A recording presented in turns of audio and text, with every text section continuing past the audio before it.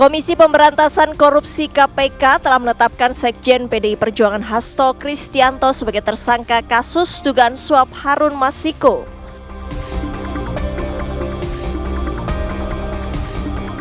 Kasus dugaan bullying dan pemerasan di balik kematian mahasiswa program pendidikan dokter spesialis anestesi Undip, Dr. Aulia Risma memasuki babak baru. Polda Jawa Tengah menetapkan 3 tersangka yang merupakan ketua program studi hingga senior Aulia.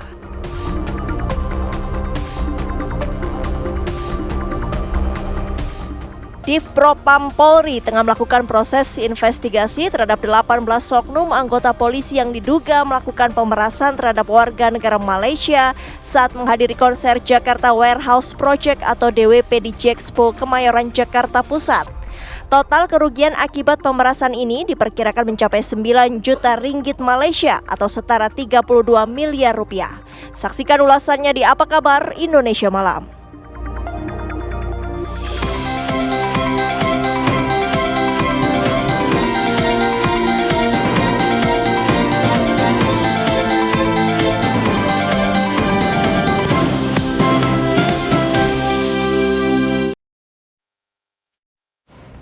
Halo, selamat malam pemirsa, apa kabar Anda? Apa kabar Indonesia Malam akan menghadirkan mengenai kasus pemerasan yang dilakukan oleh 18 oknum polisi dalam Jakarta Warehouse Project pada Desember lalu. Dan ini menyita perhatian. Sebab ini juga mengundang pertanyaan ya, karena kan seharusnya polisi itu memberikan rasa aman, tapi ini ada kasus seperti ini dan juga sampai ke ranah negara-negara lain. Lantas bagaimana dengan hukum yang akan berlanjut di Indonesia? Selain itu juga kami sudah siapkan informasi lainnya untuk Anda pemirsa, di mana baru saja Komisi Pemberantasan Korupsi menetapkan Sekjen PDI Perjuangan Hasto Kristianto sebagai tersangka atas kasus dugaan suap Harun Masiku. Kami akan hadirkan informasinya di Apa Kabar Indonesia Malam bersama saya Fena Kintan dan juga Sira Safira.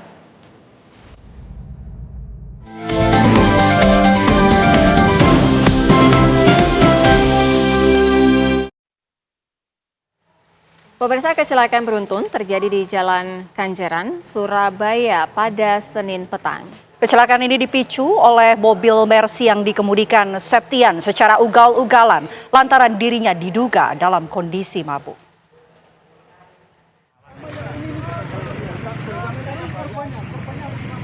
Beginilah kondisi mobil Mercy yang mengalami ringsek di bagian depannya usai menabrak pohon di tepi Jalan Kenjeran, Surabaya. Seorang saksi menyebutkan laka beruntun ini berawal dari mobil sedan yang menyenggol mobil lain di kawasan perumahan Pakuwon City. Bukannya berhenti, pelaku malah tancap gas hingga ke arah Jalan Kenjeran. Di jalan ini pelaku kembali menabrak mobil minibus hitam hingga ringsek.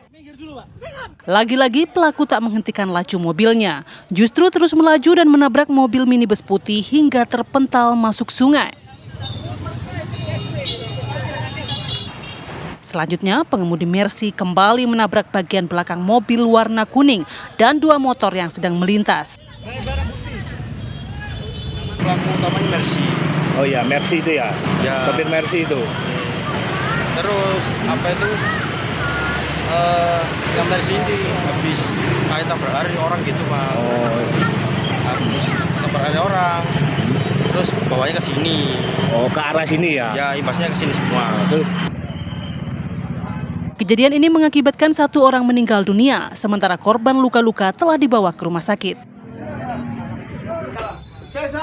Sementara itu, pengemudi Mercy bernama Septian telah dibawa ke Mapolrestabes Surabaya untuk dilakukan pemeriksaan. Dari Surabaya, Jawa Timur, Sandi Irwanto, TV One mengabarkan. Pemirsa, KPK resmi sudah mengumumkan Sekjen PDI Perjuangan Hasto Kristianto sebagai tersangka. Hasto dijerat sebagai tersangka atas kasus dugaan suap terhadap mantan Komisioner KPU Wahyu Setiawan. Penyidik menemukan adanya bukti keterlibatan saudara HK yang bersangkutan selaku Sekjen PDI Perjuangan dan saudara DTI selaku orang kepercayaan saudara HK dalam perkara dimaksud dengan poin-poin penjelasan sebagai berikut. Perbuatan saudara HK bersama-sama dengan saudara HM dan kawan-kawan dalam memberikan suap kepada Wahyu Setiawan dan Agustiani. Yang pertama, HK menempatkan HM pada Dapil 1 Sumsel, padahal HM berasal dari Sulawesi Selatan, tepatnya dari Toraja. Kemudian yang kedua, bahwa dalam proses pemilihan legislatif tahun 2019, ternyata HM hanya mendapatkan suara sebanyak 5.878, sedangkan caleg atas nama Rizky Aprilia mendapatkan suara sebanyak 44.402. Kemudian seharusnya memperoleh suara dari saudara Nasaruddin Kemas, ini almarhum pada saat itu meninggal. Ini adalah saudari Rizky Aprilia, ya, karena aturan seperti itu saat itu. Namun ada upaya-upaya dari saudara HK untuk berusaha memenangkan HM melalui beberapa upaya-upaya. Antara lain, saudara HK mengajukan judicial review kepada Mahkamah Agung, kemudian menandatangani surat yang bernomor 2576 tertanggal 5 Agustus 2019 perihal permohonan pelaksanaan putusan judicial review. Keempat, setelah ada putusan dari MA, KPU tidak mau melaksanakan putusan tersebut. Oleh sebab itu, saudara HK meminta fatwa kepada MA.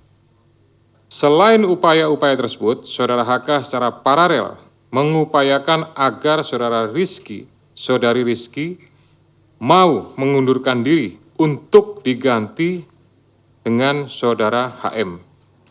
Namun upaya tersebut ditolak oleh saudari Rizky Aprilia.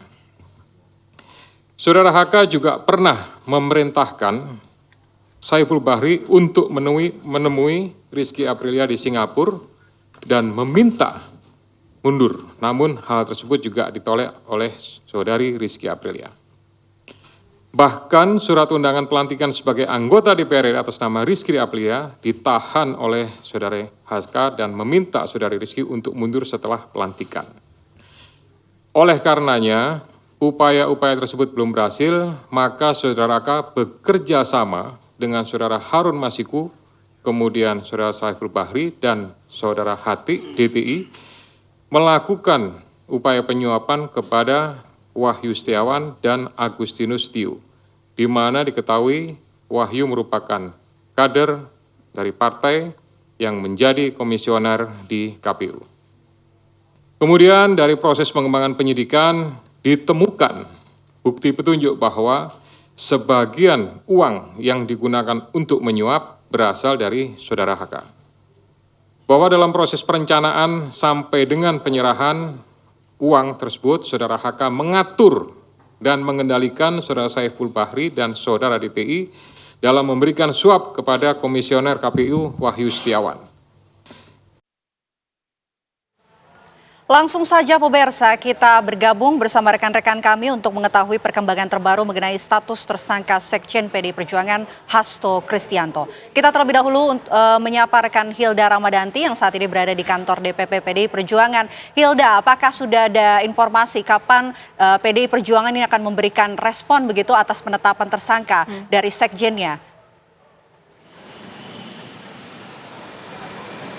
Ya baik, selamat malam Vena Kintan dan juga Sira Safira. Memang setelah Hasto Kristianto ataupun Sekjen dari PDI Perjuangan, maksud kami, ditetapkan sebagai tersangka, tadi saat KPK menggelar konversinya pada pukul 5 sore tadi, memang situasi terkini di depan gedung DPP PDI Perjuangan masih terpantau sepi, namun memang tadi kami sempat melihat ada beberapa mobil keluar dan masuk, termasuk mobil dari Deddy Sitorus yang tadi sore sekitar pukul 5:15 ataupun 5:30 keluar keluar meninggalkan DPP PDI Perjuangan tanpa mengatakan tanggapan sedikit pun ataupun respon. Dan memang untuk konferensi pers ini sendiri kami juga masih belum bisa mengabarkan kepada Anda pemirsa TV One dikarenakan memang sejak dari tadi kami belum diperbolehkan masuk.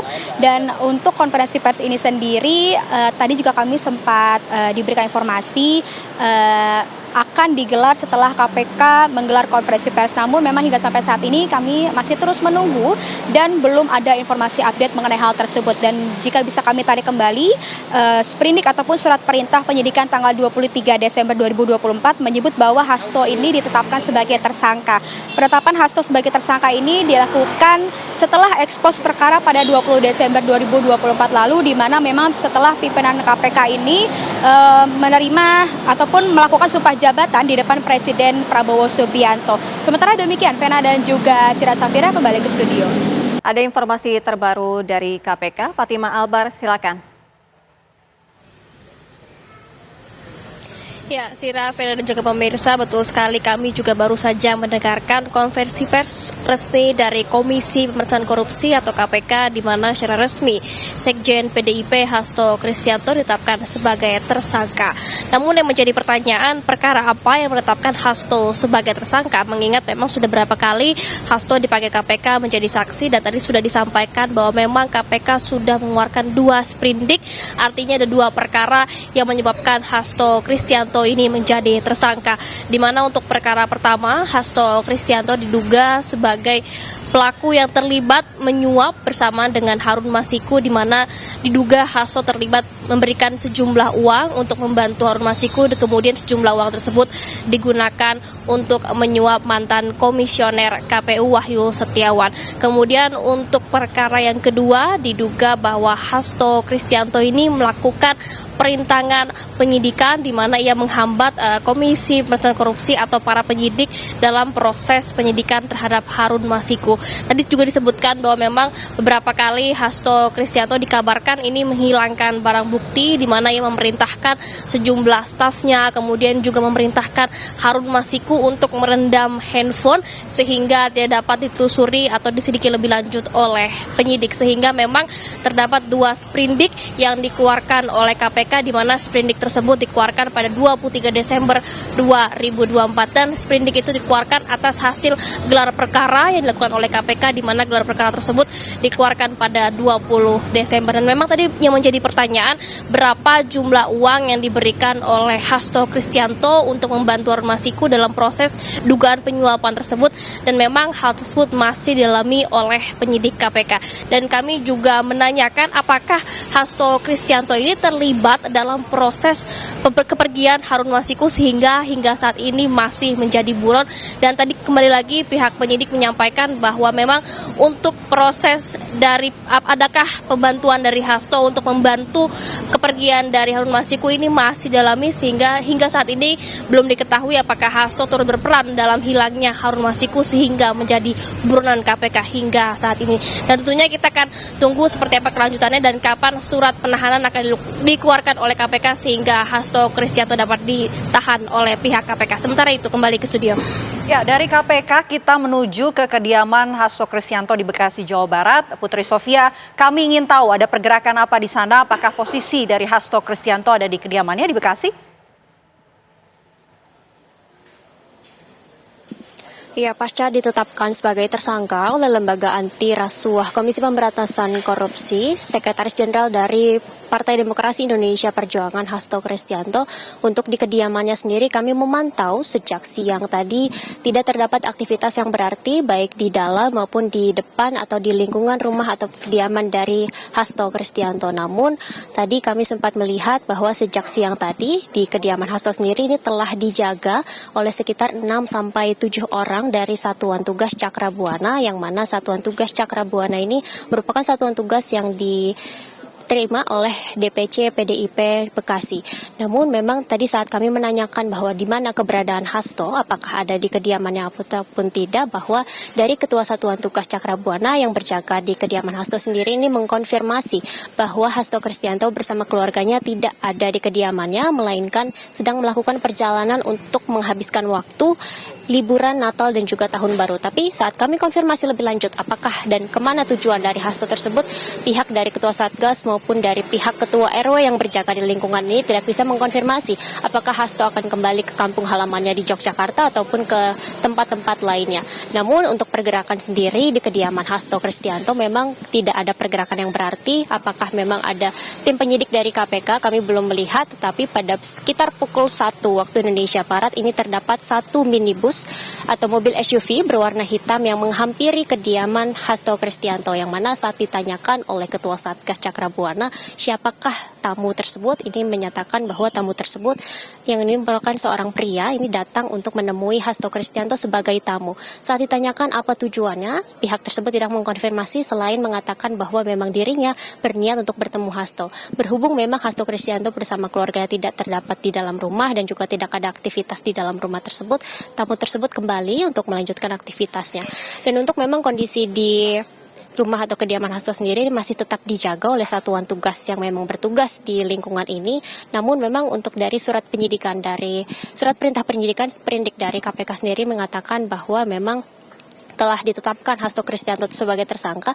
Namun untuk terkait penggeledahan, apakah akan dilakukan penggeledahan di kediaman milik Hasto, kami sudah bertanya kepada pihak dari jubir KPK Tessa Mahardika bagaimana apakah akan dilakukan penggeledahan di kediaman Hasto yang terletak di Taman Villa Kartini, Bekasi Timur, Jawa Barat pada malam hari ini ataupun esok ataupun nanti.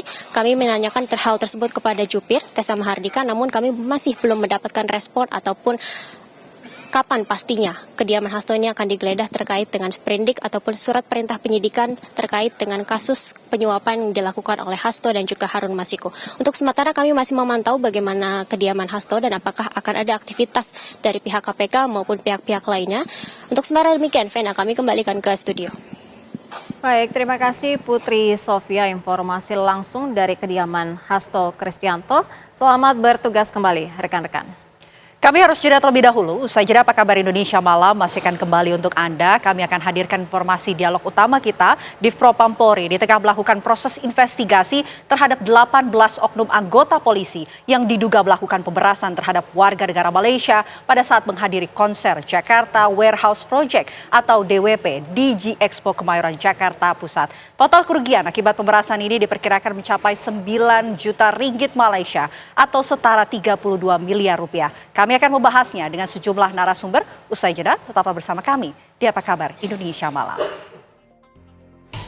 Kasus pemerasan yang dilakukan 18 oknum kepolisian ini di Jakarta Warehouse Project pada 15 Desember lalu tentunya menyita perhatian. Bagaimana tidak, karena hal ini seharusnya juga tidak terjadi, apalagi Indonesia sedang gencar-gencarnya melakukan promosi wisata. Tentunya ini juga nilainya fantastis sekali, mencapai 32 miliar rupiah, dan kita akan mengajak Anda untuk membahasnya di malam hari ini. Kita akan hadirkan sejumlah narasumber yang sudah hadir bersama kami. Kami masih menunggu yang nanti untuk bergabung ya. Sudah hadir bersama kami Profesor Dr. Albertus Wahyu Rudanto, merupakan guru besar pada Sekolah Tinggi Ilmu Kepolisian dan juga pengamat kepolisian serta mantan Kompolnas ya, Prof ya. Selamat malam, Prof. Terima kasih, ini paket lengkap banget narsumnya nih, Prof. Selamat malam ya, Prof. Kita siap nanti akan mendalami ini ya. Iya, siap.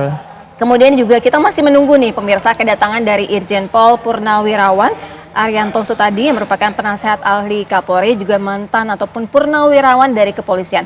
Kita juga akan menghadirkan dari Ketua Umum Asita, Ibu Nunung Rusmiati. Kami akan menanti kedua narasumber untuk segera bergabung bersama kami. Saya akan menggali terlebih dahulu dengan Prof Wahyu begini. Kalau misalnya kondisinya seperti ini, Kompolnas juga meminta untuk segera tidak hanya etik saja, dibawa juga ya hukum secepatnya. Polisi juga sudah bergerak dengan sangat cepat melakukan proses hukum ya di divisi Propam. Tapi kalau Prof melihatnya ini kan sangat-sangat mencederai ya apa yang terjadi ini. Iya, saya lama di kepolisian ya sebagai dosen, kemudian 4 tahun sebagai anggota Kompolnas, sekarang balik di kampus lagi. Saya lihat ini penyakit lama, Mbak. Penyakit lama. Memang jumlah yang melakukan itu kalau kita bandingkan dengan anggota polisi yang 460.000 itu sangat kecil, mungkin hanya 0,9%.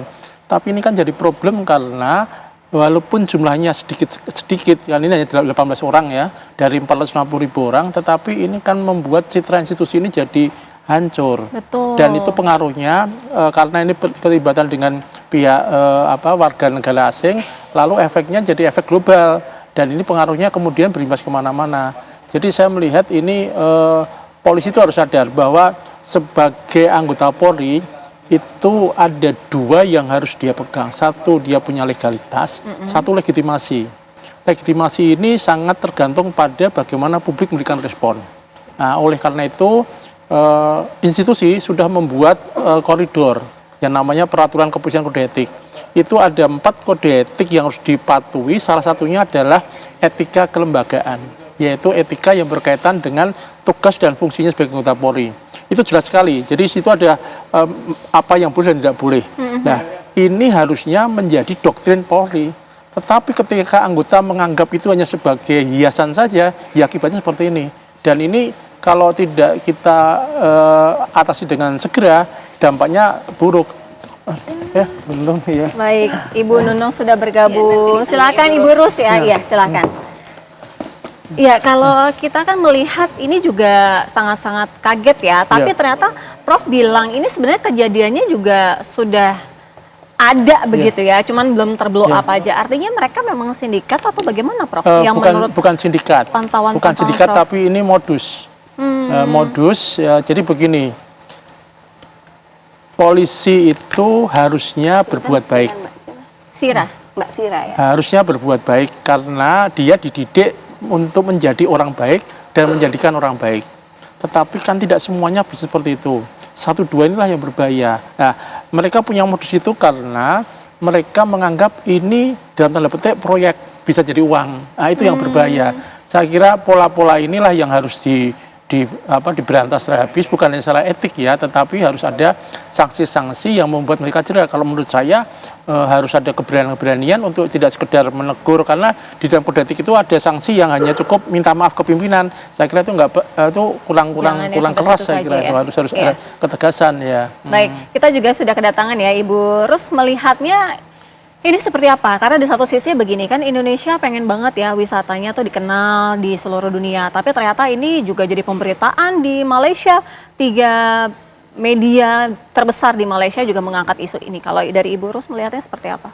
Ya, tentunya saya sebagai Ketua Umum ASITA, Association of the Indonesia Tour and Travel Agency, citra itu sangat buruk. Yang tadi kata Prof ya, itu citra kepolisian maupun di mancanegara. Khususnya saya sebagai Ketua Umum, itu kita sedang bagaimana caranya wisatawan mancanegara datang ke Indonesia. Kemarin kita juga diskusi udah mengenai harga, sekarang citra. Yang terutama itu adalah citra. Bagaimana citra Indonesia di mancanegara itu baik. Dan tadi terima kasih Prof, ini kan oknum. Tetapi kan sekali lagi mudah-mudahan ini sudah tidak ada lagi, harusnya amin. Harusnya ini sudah tidak bisa didiskusikan. Saya sangat kecewa dengan kejadian ini, khususnya lagi-lagi saya jadi Ketua Umum itu yang membawahi 8.000 travel agent dan itu semua anggotanya travel agent, dan kita seluruh pengurus itu mempromosikan pariwisata ke seluruh dunia, baik Amerika, Eropa, Australia, ASEAN, apalagi negara tetangga. Jadi ini benar-benar citra kita di kepolisian maupun pariwisata. Khususnya saya sangat menyesal di bidang pariwisata khususnya. Mencoreng Indonesia ya, karena juga pendapatan untuk negara kan luar biasa ya untuk di pariwisata. Bu Rus, memangnya Indonesia tidak begitu nyaman untuk wisatawan datang di sini dengan kasus-kasus ini kan yang terblow up 18 oknum kepolisian, tapi juga ada beberapa kayak di Bali, itu juga kondisi-kondisinya orang-orang biasa pun juga melakukan hal yang sama, pemerasan terhadap wisatawan. Artinya apakah Indonesia dimasukkan kategori tidak nyaman buat wisatawan? Ya, terima kasih Mbak. Sebetulnya yang tadi kasus ini salah satunya. Kedua yang tadi kata Mbak ya, karena tidak hanya dari segi keamanan, juga kenyamanan. Misalnya kemarin juga banyak yang komplain dan kita kemarin pleno itu khususnya misalnya driver. Itu kan mereka tidak sangat sertifikasi. Karena di negara luar itu biasanya betul-betul driver dengan tour leader itu bersamaan dan sangat betul-betul ada edukasi. Nah, punten lagi di sini masyarakat kadang-kadang hanya punya mobil, dia bisa menyetir dan akhirnya disalahgunakan. Dia memberikan harga yang murah tapi akhirnya memberikan tambahan-tambahan itu yang tidak nyaman. Itu juga adalah tanggung jawab saya sebagai ketua umum dan seluruh khususnya di Bali itu gubernur, kepala dinas, termasuk ketua DPD Asita Bali. Kita memang Mbak itu sangat bekerja keras sekali bagaimana kenyamanan di suatu daerah, tadi Bali maupun di 38 provinsi, saya karena bertanggung jawab di 38 provinsi itu nyaman. Karena lagi-lagi untuk mendatangkan wisatawan mancanegara saja sudah susah. Kita mengocek uang banyak, khususnya anggota-anggota saya dan pengurus. Mempromosikannya terima kasih. Pemerintah sudah juga bersikeras membangun bagaimana citra di Indonesia. Dan kita itu mempromosikan dengan uang kocek sendiri. Tanpa dukungan pemerintah aja kita sudah harus dengan biaya besar.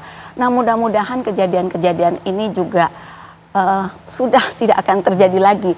Saya kan berharap waktu itu misalnya udah COVID dengan ada berbagai macam. Ini saya juga jadi yang tadi saya bilang Mbak sangat kaget dan sangat hiris karena dan ini perlu juga kita ketahui semua. Marilah kita menggunakan baik travel maupun EO, event organizer yang benar-benar pengalaman. Karena dengan pengalaman itu dia juga memilih dari keamanan, dari mulai seluruhnya itu yang profesional. Ya. Ini juga tidak dibahas di Indonesia saja karena warga negara asing Malaysia yang menjadi korbannya ratusan bahkan 400 orang diperkirakan. Kemudian nilainya juga sangat fantastis hingga mencapai 32 miliar rupiah. Kami ajak Anda bergabung bersama dengan Happy yang berada di Malaysia. Bagaimana dengan pemberitaan yang dihadirkan di Malaysia mengenai kasus ini? Happy. Ya, selamat malam. Bahwa dapat kami sampaikan terkait dengan pemberitaan mengenai oknum polisi yang melakukan pemerasan terhadap beberapa warga negara asing asal Malaysia, bahwa pada 2 hari yang lalu, tepatnya pada tanggal 22 Desember, beberapa media elektronik Malaysia bersamaan secara serentak mewartakan mengenai terjadinya pemerasan tersebut. Tidak hanya 3 media besar yang seperti dikatakan tadi, hampir lebih dari 5 media besar seperti Berita Harian, Sinar Harian, The Star, Bernama, Malaysia Kini, Free Malaysian Today, Astro Awani hingga Malaysian Gazette, semua serentak memberitakan mengenai adanya pungutan liar atau pemerasan yang terjadi kepada warga negara Malaysia. Demikian. Tapi tadi kami sudah berkoordinasi dengan pihak atas polisi dari KBRI Kuala Lumpur dengan Bapak Kombes Pol Juliarman Eka Putra Pasaribu.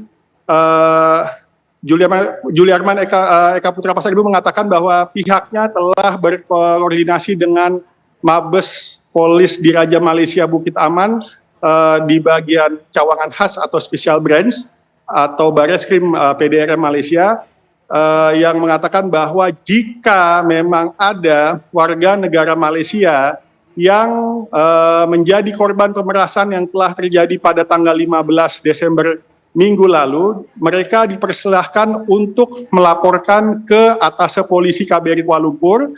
Namun sebelumnya mereka diminta untuk membuat laporan kepolisian di polsek terdekat berhampiran dengan tempat tinggal mereka. Demikian.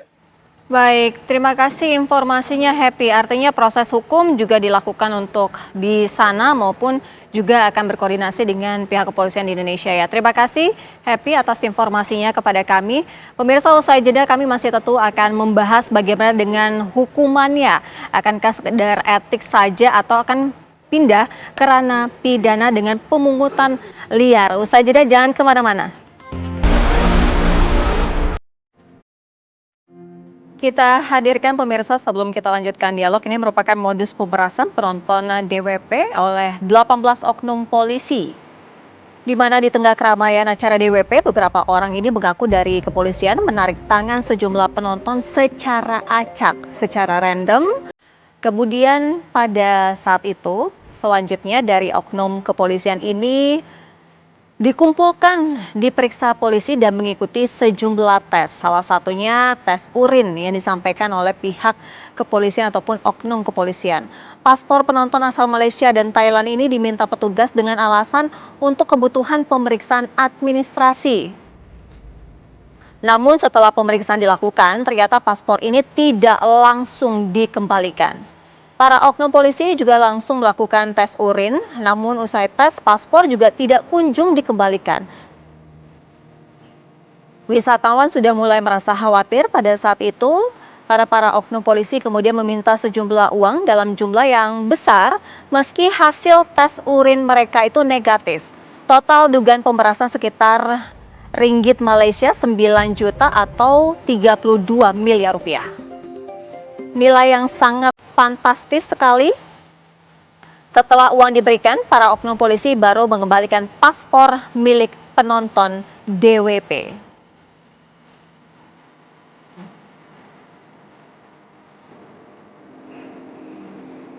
Itu tadi modus pemerasan yang dilakukan oleh 18 oknum kepolisian. Kita juga sudah kedatangan dari Irjen Pol Purnawirawan Arianto Sutadi yang merupakan penasehat ahli Kapolri dan juga purnawirawan polisi. Selamat malam Pak Arianto. Selamat malam Mbak. Akhirnya sampai ya Pak ya setelah macet ya Pak ya. Pak Arianto, ini kan kalau kita lihat miris sekali ya Pak ya. Lagi-lagi begitu ya oknum polisi berbuat hal yang tidak patut dicontoh. Banyak juga Pak, 18 oknumnya. Sangat memalukan ya. Dan orang-orang polisi yang berbuat kayak gitu tuh bukan hanya 18 ini aja. Masih banyak yang lain tapi nggak ketahuan aja. Jadi memang saya sangat prihatin sekali ya. Polisi itu ya nomor satu nggak dipercaya orang itu hanya karena perilaku koruptif aja. Dan itu perilaku koruptif itu sejak saya masuk polisi 50 tahun yang lalu itu sudah ada gitu. Di setiap ada pertunjukan kayak gitu yang jaga berbuat curang itu hampir selalu ada. Intinya adalah perilaku koruptif yang seperti itu sulit untuk dihapus di lingkungan polisi ya. Dan ternyata ada dari Polda Metro Jaya, Polres Metro Jakarta Pusat dan juga nggak peduli Polsek pangkatnya Kemayoran. prajurit, pangkatnya bintara, pangkat perwira, kalau sudah terlibat dengan seperti itu sama saja menurut saya. Yang dari pengalaman saya yang lihat itu. Dan itu mestinya harusnya itu menjadi perhatian daripada setiap pimpinan di wilayah ya untuk mengecek masalah itu. Tapi sayangnya selama ini perilaku yang koruptif kayak gitu tuh belum menjadikan perhatian pimpinan-pimpinan di wilayah itu untuk itu dibersihkan sama sekali gitu. Iya. Pak Arianto, ini kita tahu ini oknum, polisi juga bergerak dengan cepat dengan memanggil mereka dan juga diperiksa divisi Propam Polri. Tapi apa yang ada missing link-nya sehingga mereka bisa berbuat seperti ini? Kalau tadi Pak Arianto bilang tidak hanya 18 saja, lebih sebenarnya jumlah oknumnya. Kemudian tadi Prof Wahyu juga sempat bilang ini nggak cuma sedikit loh, sebenarnya banyak juga gitu. Masih banyak, saya mengakui ya, karena banyak sekali yang tidak ketahuan tuh sejak saya berdinas itu memang banyak kayak gitu. Dan itu sebetulnya harusnya menjadikan perhatian dari kalau pimpinan Polri ya, kalau polisi itu mau baik gitu mestinya itu perilaku koruptif itulah yang harus diberantas. Kalau ini betul-betul memalukan sekali ya menurut hemat saya. Berantasnya gimana Pak? Missing link-nya di mana, pengawasan? Memberantasnya adalah melalui pengawasan yang kuat. Kalau pengawasan yang kuat itu maka yang bertindak pasti dia akan takut. Tapi kalau pengawasannya lemah, apalagi pengawasan ikut-ikut, nah itu lebih susah lagi, itu nggak bisa hilang-hilang kan gitu. Nah kemudian yang kedua adalah sanksi yang kuat harusnya itu diterapkan pada para pelanggar, oknum-oknum yang pelanggar itu. Dan sanksinya itu harusnya disesuaikan dengan bobot daripada kesalahannya. Kalau seperti ini menurut hemat saya walaupun ya cuma isinya meras itu kan sudah jelas melanggar aturan kan, menyalahgunakan kewenangan dan sebagainya. Tapi ini memalukan negara kan itu kan. Iya, Pak Arianto sudah berkomunikasi dengan Kapolri mengenai kasus ini. Apa responnya? Saya paling cuma menyarankan tindak tegas, berikan efek yang sangat shock terapi gitu ya. Dan saya juga mengapresiasi polisi kemarin sudah mengumumkan ya humas gitu ya bahwa ini tindak cepat. Tapi kalau menurut hemat saya nih orang ini patut ditindak dengan tegas ya. Hari itu juga, hari besok ini di sidang etik dan besoknya kalau perlu dipecat, dicopot di depan umum supaya masyarakat Malaysia bisa ngelihat bahwa inilah sanksi yang dijatuhkan kepada ini. Dan di samping itu polisi-polisi yang lain juga bisa akan melihat, oh kalau gitu itu memang sangat tidak bisa ditolerir lagi gitu ya. Kalau cuman ditindak tegas kemudian siapa yang dirugikan suruh lapor, saya kira itu kurang menimbulkan efek jerah. Ya. Ini momen terbaik untuk menimbulkan efek jerah menurut saya. Efek jerah, Prof. Wahyu setuju dengan efek jerah ini? Seharusnya apa jangan-jangan selama ini efek jerah belum berpengaruh banget gitu? Iya, jadi begini, saya punya mahasiswa polisi semua. Saya kebetulan kasus ini muncul saya diskusikan. Mereka para perwira yang nanti akan jadi pimpinan semua. Pangkatnya kan itu AKP sampai yang kompol. Mereka melihat bahwa persoalan ini muncul karena ada modus yang dibiarkan, berarti pengawasan lemah. Ya, menurut mereka nih, yang ngomong polisi ini yang ngomong ya, mereka polisi junior itu. Kemudian yang kedua, kalau menurut saya pribadi sebagai akademisi, kita jangan mudah berlindung dengan oknum. Dikit-dikit oknum, dikit oknum. Kalau semua oknum, memang jumlahnya dari yang melakukan ini dengan 460.000 anggota polisi sangat kecil, mungkin hanya 0,9%. Tetapi ini kan punya dampak yang buruk. Pertama, institusi, legitimasi jadi buruk. Yang kedua, pengaruh kepada, apalagi dengan melibatkan warga negara asing kepada negara. Dampak ini kan harusnya menjadi problem di Polri yang kalau di politik itu ada sanksi ringan, sedang, berat. Harus berani bicara ini sanksi berat. Ketika hanya sanksi ringan, nanti hukumannya hanya minta maaf pada pimpinan, nggak ada gunanya. Tadi kalau kalau Pak Artanto menyarankan harus tegas, ya saya kira ketegasan itu harus muncul dalam bentuk bukan statement, tapi tindak nyata. Saya tidak setuju dengan banyak pihak yang hanya mendorong, meminta mendorong. Ya, respon itu harus bisa, misalkan mohon maaf lah, kalau ada lembaga yang punya kewenangan untuk memberikan dorongan, ya tertulis. Artinya statement itu bukan hanya hal yang yang sekedar manis bibir saja. Karena begini, ini yang banyak, mengapa ini muncul dan berkembang, karena kalau dulu tadi Bang Pak Anies tadi kan tidak beredar luas karena semua didiamkan. Sekarang kan orang berani speak up, berani ngomong apa adanya, dan ada medsos. Gampang viral ya? Ya, mudah viral. Jangan sampai setiap ada kejadian selalu no viral, no justice. Kalau ini berkesinambungan kan jadi buruk. Saya sebagai akademisi melihat kalau dari teori, ketika masalah itu tidak selesai, berarti solusi atau terapi yang diterapkan salah. Ibaratnya dokter lah. Dokter ngasih obat, kalau nggak sembuh-sembuh berarti salah ngasih obat. Berarti kalau selama ini ditindak tapi itu berarti obatnya salah. Ya karena jumlahnya setidaknya memang menghilangkan nggak mungkin, menghilangkan nggak mungkin. Tetapi kalau sampai berulang berarti kan ada kejadian yang ada solusi yang keliru. Kalau sampai kayak gini, Prof, artinya bisa dong pidana pemungutan liar atau pungli? Harusnya ada keberanian memutuskan itu. Karena begini, kalau di dalam sidang kode etik itu kan diputuskan etik dulu, baru pidananya. Nah, sehingga kalau ini saya belum tahu putusannya apa sidang etiknya ya. Tapi kalau sidang etik itu dinyatakan berat, berarti harus ada pidana dan harus diproses. Kalau pidananya terbuka, saya kira publik juga akhirnya paham bahwa polisi mau serius, polisi mau berbenah diri, dan dunia internasional, apalagi dunia pariwisata ini kan sudah digenjot-genjotnya. Kita butuh banyak uang untuk, artinya kebutuhan itu mendesak. Jadi ini kan berantai nih Mbak. Ketika ini nggak diatasi, dampaknya ke banyak pihak. Jadi ini saya kira harus ada keberanian. Saya dari akademisi kemarin teman-teman dengan para mahasiswa saya bilang, berani nggak kalian untuk bikin analisa, nanti kita secara resmi tidak perlu terbuka tertutup kepada pimpinan. Oke, mereka berani, dan saya akan dorong ini. Mungkin ini kan lagi liburan, nanti Januari saya lakukan ya. Apalagi sekarang ini saya dalam Pak Artanto, saya berkasus sekarang ujian-ujian saya lakukan dengan langsung uji kasus. Dan uji kasus itu langsung saya sampaikan secara tertulis kepada pimpinan, karena mereka ini geram juga, tetapi ketika kemudian geraman itu tidak ada follow up, akhirnya frustasi juga, dan ini berbahaya. Iya. Gitu ya. Kalau kita berbicara mengenai kerugian negara, Bu Ros, ini kan lumayan fantastis ya nilainya juga, karena nanti takutnya pada nggak mau datang nih karena khawatir, karena takut tidak nyaman dan lain sebagainya gitu.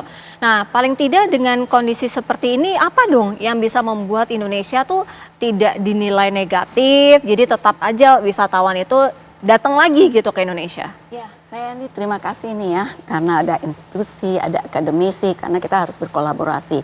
Lagi-lagi betul sekali yang tadi Prof, akhirnya itu menjalar untuk terutama di bidang pariwisata. Terima kasih ini saya diundang ya, karena pariwisata adalah tonggak punggung juga untuk mendapatkan devisa nomor 2 sekarang ini Mbak. Jadi itu sangat-sangat signifikan. Jadi betul kemarin yang saya bilang itu untuk keamanan itu adalah yang nomor 1. Selain kalau kita berbicara dari paket harga dan yang lain-lain. Kenyamanan itu juga sangat penting. Yang pertama.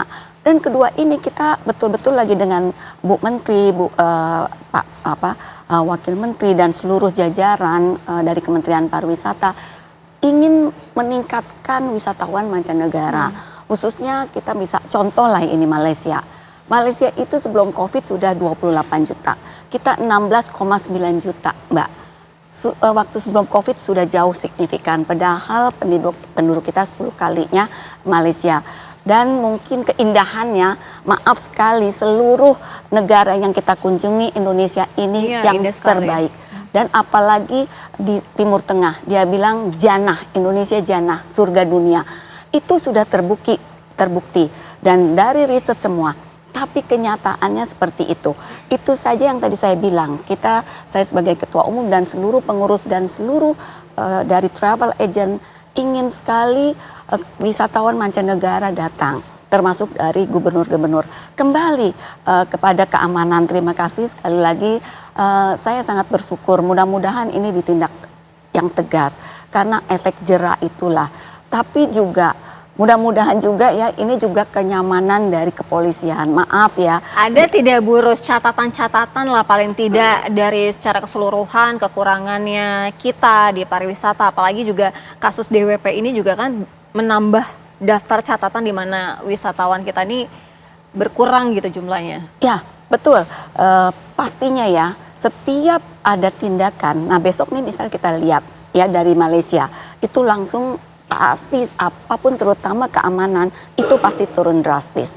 Jadi kita harus nanti kadang-kadang malah ada peraturan dari Malaysia. Mudah-mudahan enggak karena kita negara tetangga. Kadang-kadang ada salah satu negara yang sangat drastis. Jangan datang ke Indonesia di ban. Mudah-mudahan dengan kepolisian melakukan tindakan yang sangat cepat. Saat ini udah divisi Propam Polri, kemudian ini merupakan langkah bentuk kita benar-benar akan memberantas hal seperti ini ya, oknum-oknum ya. Betul sekali. Jadi itu sangat concern, terima kasih ditindak dengan tegas. Dan kemudian juga mudah-mudahan ini terima kasih juga di Indonesia ini ada polisi pariwisata. Nah sebetulnya harusnya kemarin juga saya kaget harusnya itu libatkan polisi pariwisata. Saya sih melihat tidak ada ya. Nanti saya coba lihat itu kan sebetulnya kenapa ada polisi pariwisata, dia udah diedukasi bagaimana senyaman-nyamannya terutama untuk wisatawan. Burus ini kan event besar-besaran juga ya tiap tahun ya. Kalau berkaca dengan tahun-tahun kemarin, apakah ada informasi ataupun catatan-catatan negatif? Nah, terima kasih. Pada saat itu alhamdulillah tidak di speak up. Nah kadang-kadang yang tadi ini mungkin ada tapi sangat kecil atau mungkin juga internal dari itu. Tapi kan ini karena besar dan di speak up tadi kata Prof. Dan mudah-mudahan ini dan warga negara asing dan lagi warga negara asing lagi. Nah itu. Nah mudah-mudahan ada plus dan minusnya kalau kita di speak up. Yang pertama jadi nanti seluruh negara tahu kan dia jadi worry. Tapi juga misalnya ada positifnya jika ini loh betul-betul yang tadi dari institusi ditindak dan dengan tegas dan mudah-mudahan saya berharap lagi karena saya membawahi 7.000 travel agent yang berharap betul-betul dari pariwisata dan tidak hanya seluruh dari anggota saya, tapi pemerintah pun ini adalah tulang punggung juga adalah karena pariwisata ini yang tadi maaf tanpa dukungan pemerintah kita udah devisa nomor 2 Mbak.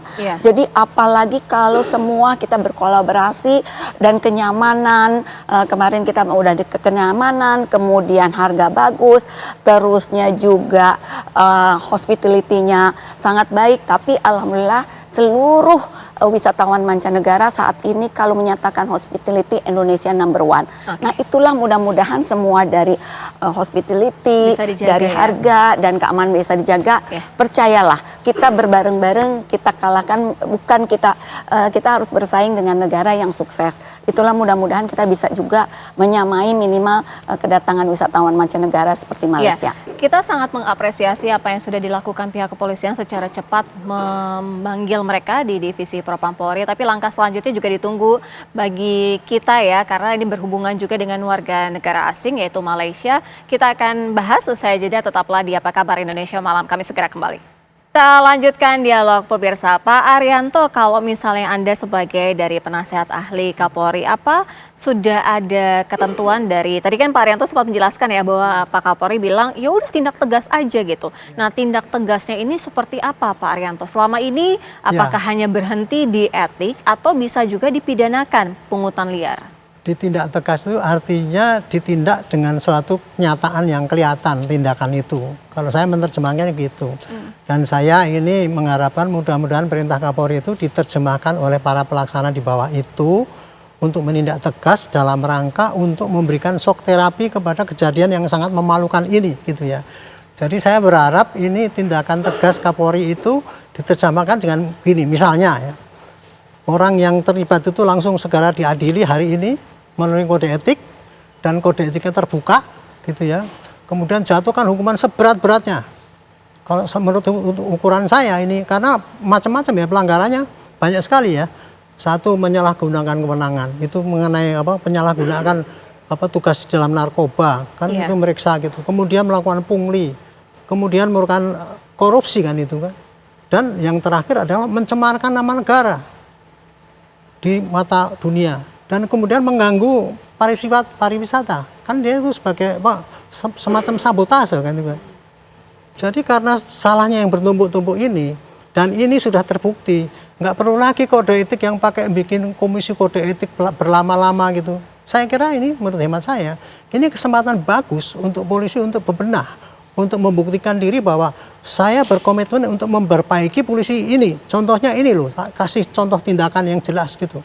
Mumpung ada kayak gini, seluruh dunia melihat, dan kita tunjukkan bahwa kesungguhan kita itu tindakan yang nyata itu. Itu saya berharap apa yang ngomongkan oleh Pak Kapolri tindak tegas itu diterjemahkan seperti itu, bukan ditegas cuman kemudian wah dipanggili sekarang ngomongkan gini lagi mau dikritik, tapi nggak jelas apa tindakannya. Pak Arianto, perlu tidak sampai ke ranah pidana? Kalau tadi kita mendapatkan informasi dari Malaysia, berita ini sudah diangkat di media Malaysia, kemudian juga pihak kepolisian sana juga bekerja. Ranah pidana itu menyertai pasti. Kalau polisi itu salah itu Bu ya, bisa kena hukuman disiplin, bisa kena kode etik, bisa kena pidana.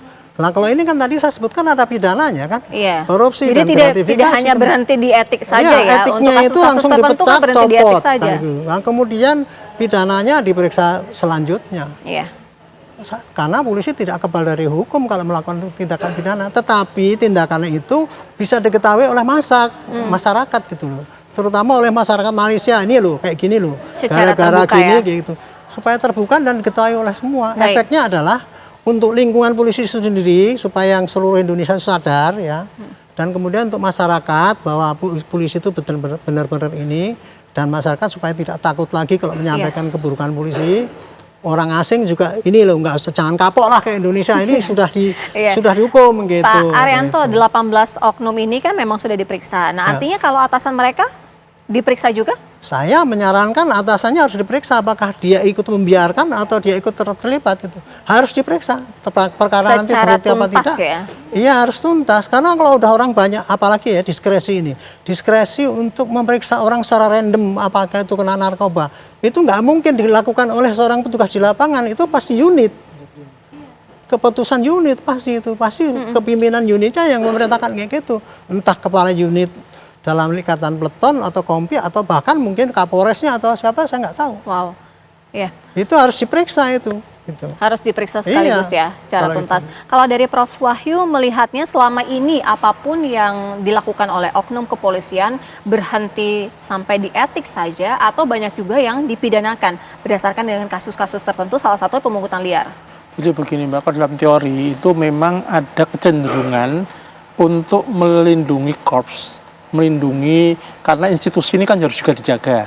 Tapi kalau menurut saya ketika suatu perilaku personil itu sudah punya dampak, tadi disebutkan Pak Artin, jadi sudah sebegitu, saya kira kita tidak lagi melindungi korps karena saya katakan ini bukan oknum lagi, tapi orang yang nggak cocok dari polisi. Maka kalau sanksinya memang dipecat ya dipecat, karena yang mau jadi polisi baik itu banyak. Tugas polisi itu kan, iya. Jadi tugas kasihan polisi, citranya mereka yang polisi iya, baik tugas ya. polisi itu kan sebetulnya di seluruh dunia tugas polisi itu kan satu memberikan jaminan keamanan, kemudian dua memberikan jaminan rasa aman. Rasa aman ini kan bentuk yang dirasakan orang. Ini kan orang tadi disebut oleh Ibu tadi orang luar negeri jadi takut ke sini ya. Kemudian ketika tindakan-tindakan itu hanya sekedar apa ya, pokoknya ada entertainnya lah kepada publik, ini sudah ada kerja. Selama ini kan seperti itu. Maka ketika kita bicara oknum, maka kita akan selalu ingin melindungi. Nah, penyakit ingin melindungi itu yang berbahaya. Nah, tugas polisi itu kan menjaga peradaban. Agar orang beradab, ini kan nggak beradab ini. Nah, saya kira ini yang ketegasan yang tadi disampaikan Pak Artin itu menurut saya ini saatnya lah polisi untuk tidak saja berbenah, tetapi menunjukkan fakta dan bukti karena yang mau jadi polisi baik itu banyak. Nah, dan daftar polisi kan banyak. Jangan sampai tercoreng ya. Iya, karena jumlahnya memang hanya 0,0% dari 460. Tetapi dampaknya kan sangat besar. Saya kira dampak ini harus menjadi ukuran bahwa perilakunya ini merugikan institusi. Nah, karena di dalam etika itu kan ada etika negara, ada etika kelembagaan. Etika kelembagaan itu bicara mengenai sikap dan perilaku yang merugikan institusi. Karena dia bicara mengenai kaitannya dengan tugas pokoknya. Saya kira aturan sudah jelas, perpolnya sudah ada. Sekarang jangan ini hanya menjadi semacam entertain aja untuk publik, itu yang enggak menurut saya selama ini kan publik dibuai dengan sudah kita periksa, sudah kita lakukan ya, penyakit ini saya kira harus apalagi menyangkut negara lain ya, Prof ya. Nah, kalau tadi Pak Arianto kan juga bilang ya sudah periksa saja atasannya juga, jangan-jangan memang ada keterlibatannya. Artinya ke depannya nih pengawasan seperti apa tadi nih saya kalau kan misalnya bilang, runutannya Mbak, juga, ada kelemahan bisa pada personil, bisa pada pengawasannya. Dan itu sudah diatur di dalam ketentuan. Ketentuan ini jangan hanya sekedar ketentuan, ya sekedar aturan. Kan di dalam kode etik itu jelas mana boleh, mana tidak. Ya. Jangan sampai ini hanya sekedar di atas kertas saja. Nah, ini saya kira keberanian-keberanian itu harus dilakukan lah, karena kalau kita bicara soal regulasi, aturan sudah ada semua. Ini tinggal kita mau atau tidak gitu ya. Untuk melakukan itu ya. Kalau dari buruh sendiri melihatnya, kira-kira kalau dari buruh nih inginnya hukumannya seperti apa nih? Ya, saya setuju dengan Pak Arianto, Prof ya. Ada pepatah, jangan karena nila titik rusak susu sebelanga. Sebenarnya kan ini hanya oknum, ya kan. Jadi betul-betul ini sebagai institusi ya, Pak Arianto juga tadi kalau bicara-bicara gemes gitu kan dengan Prof. Karena lagi-lagi karena nila titik ini akhirnya rusak semua, terutama di bidang pariwisata. Ini uang kalau memang di dalam itu besar 32, tapi untuk kita ini pembisnis, untuk mendatangkan wisatawan mancanegara itu tidak ada artinya. Tapi ini yang tadi dampaknya gitu, dampaknya ini sangat hebat, masif yang tadi ya masif sekali. Dan kalau tindakan yang tadi sudah disampaikan dengan Pak Arianto, dengan Prof, saya setuju, tindak dengan tegas. Karena apapun ini harus betul-betul, apalagi sekarang ini aduh, itu kan media sudah sekarang udah ke seluruh dunia, tidak hanya Malaysia. Kalau dulu mungkin hanya Malaysia, terus tidak, ini kan udah ke seluruh dunia. Lagi-lagi saya ingin juga kalau untuk tindakan-tindakan yang tegas itu wewenang tadi Kompolnas kepolisian. Ya, betul. Kemudian dari segi pariwisata, mudah-mudahan ini betul-betul citra ini marilah seluruh ya Pak ya Arianto, Prof. Apalagi ini saya terima kasih Prof. Saya juga dosen, kita mengedukasi selain dari saya sendiri sampai ambil untuk kuliah untuk hukum itu kan bagaimana tata cara. Dan saya terima kasih Prof, itu kita harus mengedukasi. Sementara kita lagi mengedukasi bagaimana masyarakat cinta Indonesia itu sendiri. Selagi kita lagi berusaha dari seluruh kementerian maupun presiden kita, terima kasih Pak Prabowo dan Mas Gibran, ya kan, khususnya pariwisata.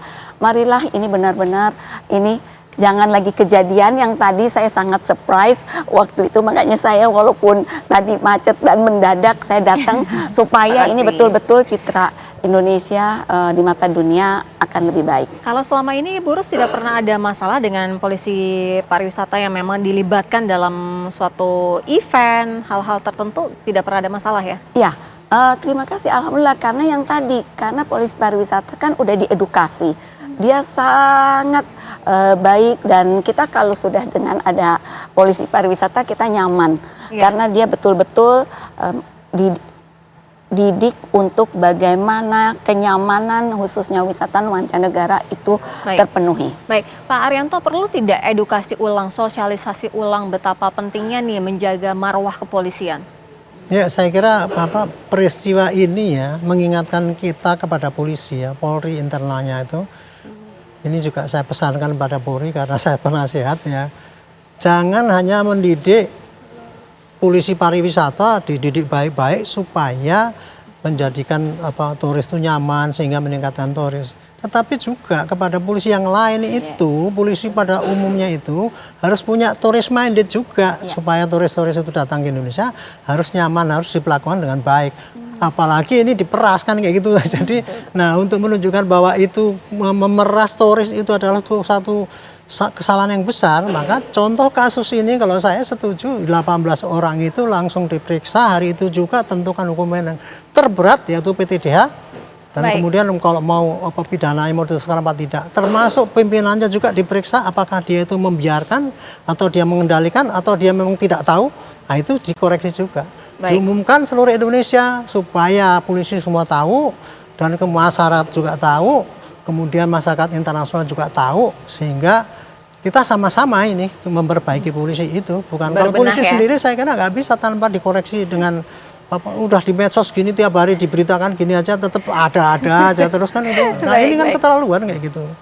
Saya kira nih event ini bagus kalau untuk mengingatkan polisi supaya baik. Terima kasih Pak Arianto, Bu Rus, terima kasih Prof Wahyu, terima kasih sudah datang di Apa Kabar Indonesia Malam. Kita sama-sama menantikan ya bagaimana dengan proses hukum dan juga termasuk etik dan juga sanksi yang berat, sehingga tidak akan ada lagi nih cerita-cerita oknum polisi yang melakukan hal-hal yang tidak baik yang tercela seperti ini ya. Terima kasih. Anda kembali menyaksikan Apa Kabar Indonesia Malam. Pemirsa, polisi mengumumkan hasil DNA terhadap bayi yang diduga tertukar di Rumah Sakit Islam Cempaka Putih adalah benar anak biologis pasangan Muhammad Rauf dan Feni Selvianti. Sementara itu, orang tua bayi ini meminta sampel cadangan untuk tes DNA secara mandiri.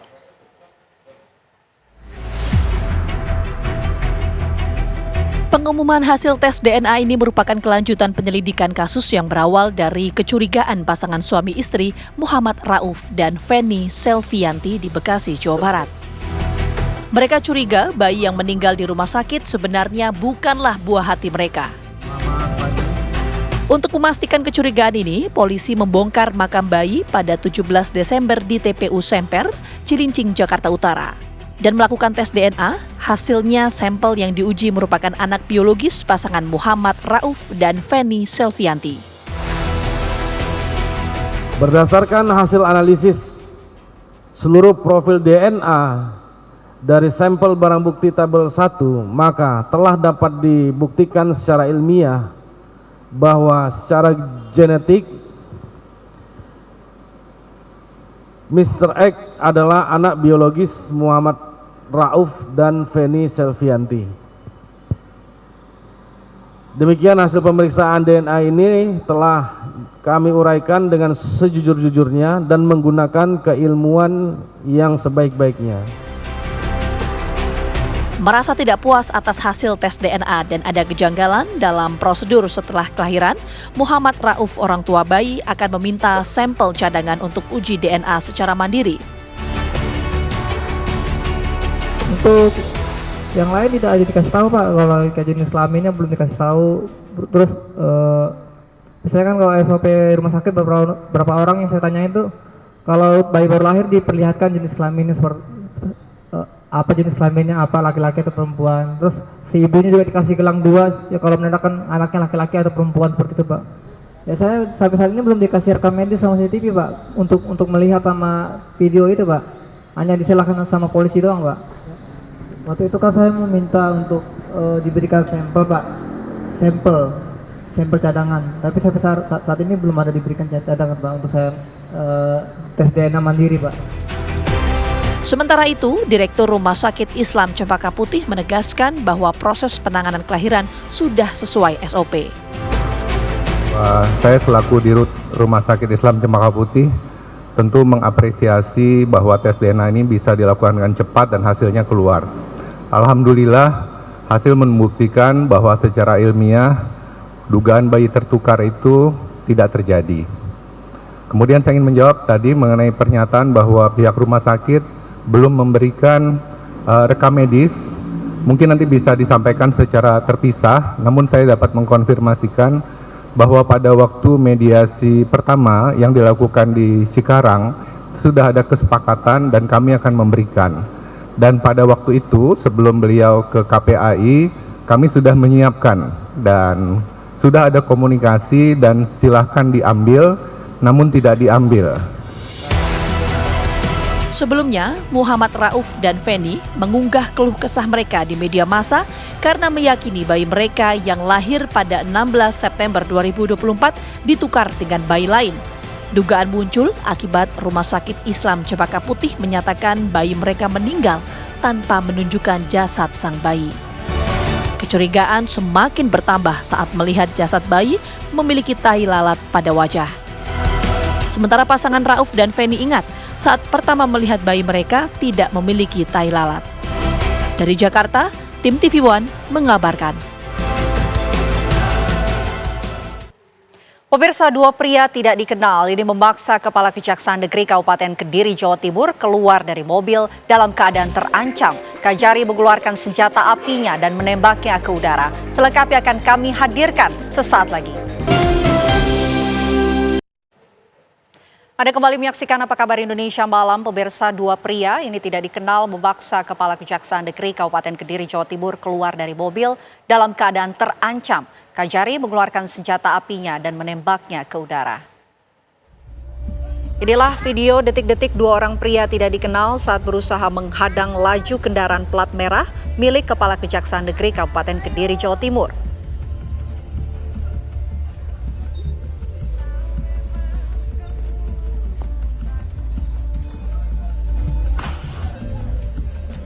Dalam rekaman video tersebut terjadi ketegangan antara pengemudi mobil dengan 2 orang pengendara motor. Terlihat Kepala Kejaksaan Negeri Pradana Probo Setiarjo ini mengeluarkan senjata api kemudian menembakkannya ke udara. Atas peristiwa tersebut, saat ini Kepala Kejaksaan Negeri Kabupaten Kediri tengah dipanggil ke Kejaksaan Tinggi Jawa Timur. Sementara peristiwa tersebut kini telah dilaporkan ke Polres Kediri Kota.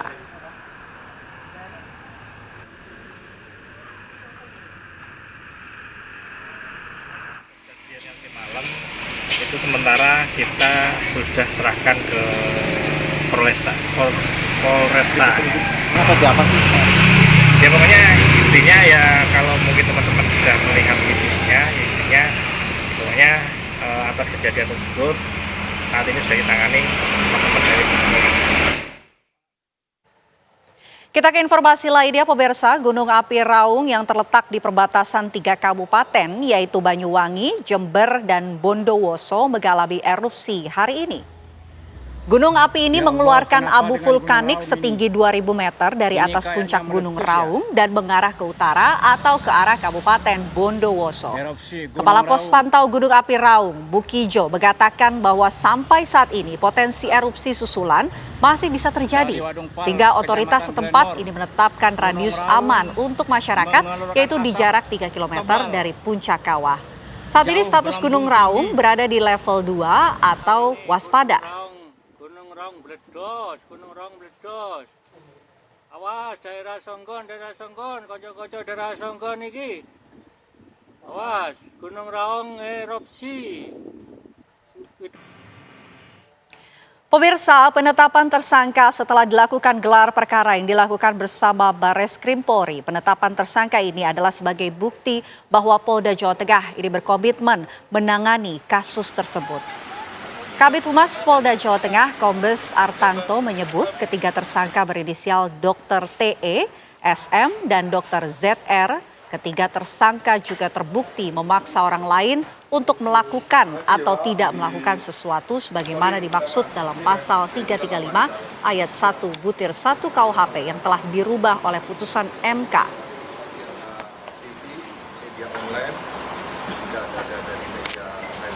Krim Polda Jawa Tengah telah menetapkan 3 tersangka kasus PPDS, program pendidikan dokter spesialis, yaitu 1.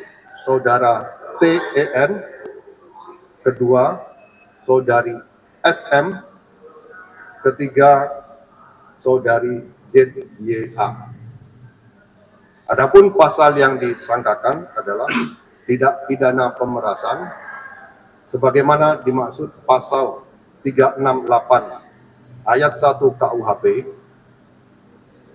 dan atau tidak pidana penipuan sebagaimana dimaksud pasal 378 KUHP dan atau secara melawan hukum memaksa orang lain melakukan atau tidak melakukan sesuatu sebagaimana dimaksud dalam pasal 335 ayat 1/1 KUHP yang telah dirubah oleh putusan MK nomor 1/PUU 11 Romawi 2003. Ya, lantas bagaimana respon dari keluarga atas penetapan 3 orang tersangka? Kami ajak Anda terhubung bersama dengan kuasa hukum keluarga, Dr. Aulia, ada Bapak Misyal Ahmad. Selamat malam, Pak Misyal. Selamat malam, Pak Misyal, kami ingin tahu tanggapan dari pihak keluarga terkait penetapan 3 orang tersangka setelah 4 bulan lamanya kematian dari Dr. Aulia atau korban. Ini seperti apa, Pak? Baik, pertama saya mewakili pihak keluarga selaku penasihat hukum mengucapkan terima kasih kepada Polda Jateng yang sudah bekerja keras karena memang tidak gampang mengungkap kasus ini dikarenakan korbannya telah meninggal, Mbak. Dan alhamdulillah sekian lama ini proses itu tetap berjalan sesuai dengan yang kita harapkan hingga bisa ditetapkan 3 tersangka dari 3 klaster. Yang pertama adalah Kaprodi inisial TE, yang dari pertama saya sangat curiga dengan Kaprodi dan saya sangat menuntut tanggung jawab dari mereka karena dia selaku pimpinan di program pendidikannya, kepala di program pendidikan. Yang kedua adalah staf bagian keuangan Undip yaitu SM, beliaulah yang mengkolek uang-uang dari PPDS. Dan yang ketiga adalah residen yaitu ZR. Semua tiga-tiganya adalah seorang dokter. Oke, baik. Dari 3 tersangka yang sudah ditetapkan begitu Pak, kami ingin tahu lebih dalam mengenai peran-peran dari ketiga tersangka ini, Pak Misyal. Ya, Kaprodi tentunya yang harus bertanggung jawab terhadap program pendidikan, Mbak. Contohnya pernah saya sampaikan bahwa terjadinya jam belajar, terjadinya bullying, terjadinya pemerasan, itu harusnya tidak terjadi kalau Kaprodi itu bisa bekerja dengan baik. Itu satu. Yang kedua, yang tersangka SM. Tersangka SM itu berperan mengkolek uang untuk semua kegiatan-kegiatan yang seharusnya sudah dipastikan oleh pemerintah bahwa itu adalah beasiswa, tidak ada lagi uang-uang lain. Gitu loh. Nah, yang ketiga yaitu peran residen, peran yang melakukan perannya kurang lebih sama, melakukan pemerasan, intimidasi, ya kira-kira seperti itulah. Oke, baik. Ini kan ada Kaprodi yang ditetapkan sebagai tersangka, Pak. Lantas apakah sudah ada informasi ataupun keterangan yang disampaikan oleh pihak universitas mengenai hal ini? Belum, ini saya belum tahu dari universitas. Cuman kan saya memang membuat surat kepada Kementerian Kesehatan untuk tidak dibuka dulu pendidikan di Undip sampai dengan adanya tersangka. Dan itu diikuti oleh Pak Menteri Kesehatan. Hingga sampai hari ini belum dibuka. Setelah ditetapkan adanya tersangka ini dari pihak Kemenkes mungkin akan berencana untuk membuka kembali program pendidikan di Undip untuk untuk bidang kesehatan. Oke, baik. Sejauh ini kan baru 3 tersangka ya Pak yang kemudian diumumkan oleh pihak kepolisian. Kalau dari pihak keluarga khususnya Anda sebagai kuasa hukum gitu, adakah mungkin pihak-pihak lain yang kemungkinan ini akan juga ditetapkan sebagai tersangka, Pak Michel? Masih ada, Pak. Saya masih optimis, masih banyak yang bisa dijadikan tersangka dari kalangan presidennya, seniornya. Kita akan kejar itu. Dan saya juga mengimbau kepada Menteri Kesehatan untuk segera dibentuk Satgas untuk bullying ini, karena ini korbannya banyak yang tidak berani melapor, Mbak. Gitu loh. Kalau cuma sanksi-sanksi administrasi saja percuma, mereka tidak ada efek jerah. Ini harus sanksi pidana seperti yang saya kerjakan sekarang ini. Ini nggak ada ampun. Saya akan berjuang bagaimana caranya nanti untuk izin dokternya pun bisa dicabut. Mereka tidak pantas lagi jadi dokter. Saya juga sedang berkomunikasi dengan pihak Polda untuk segera mereka ditahan. Karena pasalnya memungkinkan untuk mereka ditahan. Dan memungkinkan juga mereka untuk menghilangkan barang bukti lainnya. Baik, masih ada keterlibatan begitu dari pihak kuasa hukum, masih optimis adanya tersangka-tersangka lain. Baik, terima kasih banyak Pak Michel Ahmad selaku kuasa hukum keluarga korban atas waktunya di Apa Kabar Indonesia Malam. Selamat malam. Ya pemirsa, kami harus jeda terlebih dahulu. Usai jeda kami masih akan kembali untuk Anda. Kami akan hadirkan informasi terbaru mengenai kondisi banjir yang terjadi di Makassar. Sesaat lagi pemirsa. Pemirsa, banjir melanda sejumlah wilayah di Sulawesi Selatan. Selain merendam rumah warga, banjir juga menggenangi jalan hingga mengganggu aktivitas warga.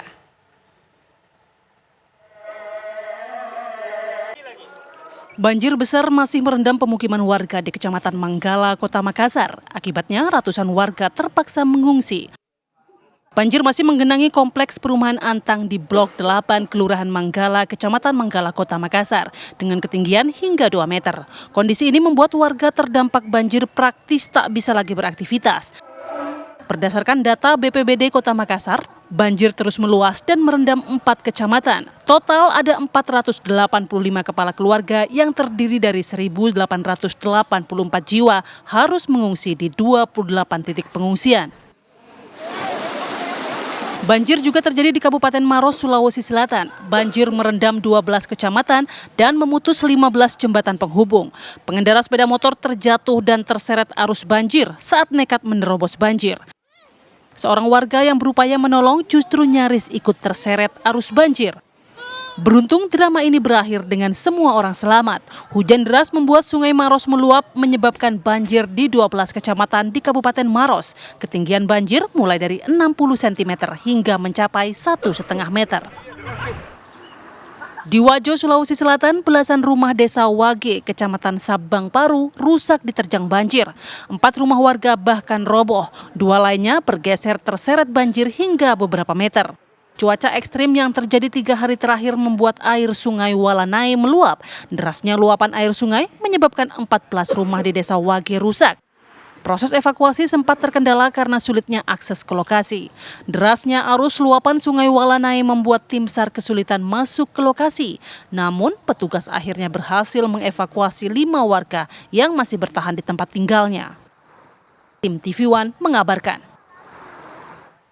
Kita bergabung bersama rekan kami Syamsul Ma'arif yang berada di Kecamatan Manggala, Makassar, Sulawesi Selatan. Syamsul Ma'arif, bisa Anda gambarkan situasi malam hari ini di lokasi Anda? Baik, Vena Kintan dan pemirsa, saat ini saya tengah berada di lokasi banjir di perumahan Perumnas Manggala, tepatnya di Blok 10. Saya ditemani oleh tim BPBD Kota Makassar untuk melihat kondisi rumah warga pada malam hari ketika banjir masih merendam rumah warga sampai jika di hari pertama bahkan sampai mencapai atap rumah warga. Namun hari ini sudah mulai surut, ada sekitar 50 cm. Penurunan debit air yang menggenangi rumah warga. Dan memang saat ini lampu di lokasi banjir ini sudah mulai menyala. Ada juga warga yang masih berada di rumah mereka dengan alasan untuk menjaga harta benda mereka yang mereka tinggalkan ketika sebagian warga lainnya melakukan pengungsian di lokasi-lokasi yang terdampak banjir karena memang di sini ada sekitar 55 kepala keluarga yang terpaksa harus mengungsi akibat banjir yang menggenangi rumah mereka. Ada sekitar 22 kepala keluarga yang mengungsi di salah satu lokasi pengungsian di Masjid Al-Mutakin. Ada sekitar 22 kepala keluarga atau sekitar 100 jiwa yang terpaksa harus berdiam diri sementara waktu di lokasi pengungsian karena ketinggian banjir masih seperti yang pemirsa lihat di layar kaca, masih cukup tinggi. Nah, untuk mengetahui kondisi terkini saat ini saya ditemani Pak Akbar dari BPD Kota Makassar. Selamat malam, Pak. Selamat malam. Ya, Pak Akbar, mungkin bisa diceritakan ke pemirsa TV One seperti apa kondisi terkini banjir di Kecamatan Manggala ini, Pak? Kondisi saat ini untuk di Kecamatan Manggala ini, tepatnya Kelurahan Manggala, bahwa terlihat sudah mulai menurun sekitar 75 cm. Hasil pantauan anggota kami di lapangan. Demikian. Iya. Pak, kalau untuk warga, ini saya lihat sudah ada warga juga, Pak, yang sudah kembali ke rumahnya, Pak. Memang sudah dibolehkankah atau memang masih dalam pengawasan dari tim relawan ini, Pak? Ini masih dalam pengawasan baik dari tim Dinkes maupun dari BPBD, menyampaikan bahwa silakan untuk mengecek rumahnya apakah masih ada air di dalam atau belum. Ternyata kelihatan masih ada kelihatan. Pak, ini tadi juga saya lihat masih ada sejumlah perahu karet, Pak, ya, yang disiapkan untuk mengevakuasi warga atau gimana, Pak? Ini perahu karet hanya sementara untuk mengecek bagaimana kondisi isi rumah yang ada di masing-masing rumah yang terdampak banjir. Begitu, Pak. Termasuk juga mungkin dengan distribusi logistik, Pak, ya, untuk ke lokasi-lokasi yang bagian dalam, Pak? Ya, tadi saya sama-sama dengan dari pihak Indosat menyalurkan bantuan dan alhamdulillah kami sudah serahkan kepada yang bersangkutan. Oh ya, berarti memang, Pak, ini di belakang saya ini adalah Masjid Al-Mutakin, Pak, ya. Salah satu lokasi yang menjadi tempat pengungsian warga. Di tempat ini ada sekitar 20 kepala keluarga yang masih terpaksa harus tinggal di tempat ini karena rumah mereka masih direndam banjir dengan ketinggian kalau yang kemarin sampai atap rumah warga. Namun kemarin seperti yang disebutkan Pak Akbar tadi sudah mengalami penurunan sekitar 75 cm. Namun tentunya air yang masih merendam rumah warga ini masih belum memungkinkan bagi warga untuk mereka kembali ke rumah mereka. Selamat malam, Pak. Sudah makan semua, Pak? Ya, belum, Pak. Mulai. Oh, baru mulai makan, Pak? Iya. Logistik makanan gimana, Pak? Bantuan makanan? Aman? Aman, Pak, aman. Baik. Silakan. Baik, itu tadi informasi dari Makassar. Kita kembalikan dulu ke Vena di studio. Terima kasih Syamsul Ma'arif atas laporan Anda. Tetap jaga kesehatan. Selamat bertugas. Pemirsa, kita ke informasi lainnya. Gereja Katedral Jakarta menggelar 2 sesi misa malam Natal tahun ini. Misa malam Natal akan diadakan pada pukul 5 dan juga 8 sore. Natal tahun ini mengusung tema Mari Sekarang Kita Pergi ke Bethlehem. Sebanyak 4.500 jemaat diperkirakan akan hadir pada misa malam Natal di katedral. Sejumlah kantong parkir pun sudah disiapkan, salah satunya di basement Masjid Istiqlal. Nantinya para jemaat yang memarkirkan kendaraan di Masjid Istiqlal ini bisa melalui terowongan silaturahmi menuju ke katedral.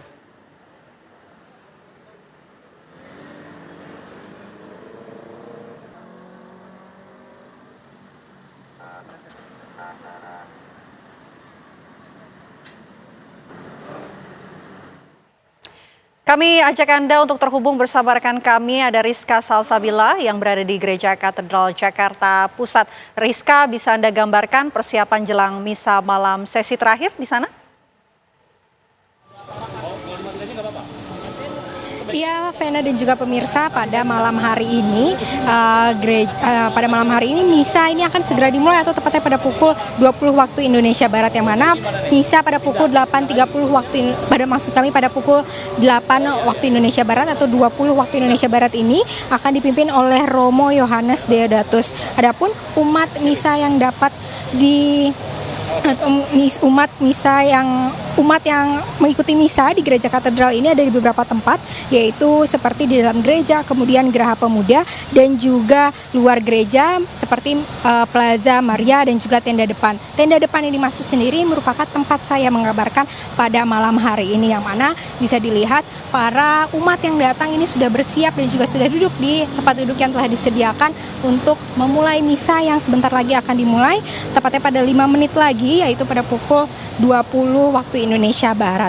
Adapun bagi para umat yang hadir pada malam misa terakhir ini dapat memakir atau membawa kendaraan pribadi, dapat ataupun disediakan beberapa kantong parkir, yaitu salah satunya di basement Masjid Istiqlal, kemudian kantor pos lapangan Banteng, kemudian Bekang AD, kemudian juga SMA Ursula, dan juga sisi depan Kementerian Keuangan hingga sisi selatan lapangan Banteng. Adapun bagi para umat yang menggunakan ataupun memakirkan kendaraannya di basement Masjid Istiqlal, ini dapat mengakses dari Masjid Istiqlal menuju Gereja Katedral menggunakan terowongan silaturahim yang belum lama ini telah diresmikan. Adapun penggunaan akses terowongan silaturahim ini sendiri menggunakan atau dibantu pengelolaannya oleh aparat TNI, kemudian Polri, dan juga tim pengelola Masjid Istiqlal. Adapun sebelumnya Vena dan juga pemirsa bisa dilihat ini misa pada malam hari ini atau misa terakhir ini sudah akan dimulai, yang mana pemimpin misa ini sudah mulai memasuki ruangan dalam dari Gereja Katedral. Adapun sebelumnya kilas balik ini ada beberapa pejabat yang juga hadir seperti PJ Gubernur Jakarta, kemudian Kapolda, Pangdam Jaya, kemudian juga ada beberapa menteri yang hadir seperti Menko PMK, Menko Polhukam, hingga Menteri Agama, dan juga Kapolri hingga Panglima Polri turut hadir, tidak hanya memantau kelancaran ibadah para umat Kristiani pada malam hari ini, namun juga menyapa untuk mengucapkan Selamat Natal. Dan juga nantinya dijadwalkan untuk misa besok hari ini akan dilaksanakan pada pukul 8.30, yaitu misa Pontifikal yang akan dipimpin oleh Uskup Ignatius Kardinal, dan juga nanti ada 2 misa lainnya melanjutkan dari misa pada besok 25 Desember 2024. Demikian, Vena. Baik, terima kasih Rizka Salsabila atas laporan Anda dari Gereja Katedral Jakarta. Dan pemirsa, informasi dari Gereja Katedral tadi sekaligus menutup perjumpaan kita di Apa Kabar Indonesia Malam. Ya, pemirsa, akhir kata mewakili kru yang bertugas, saya Sira Safira dan Vena Kintan, kami pamit undur diri.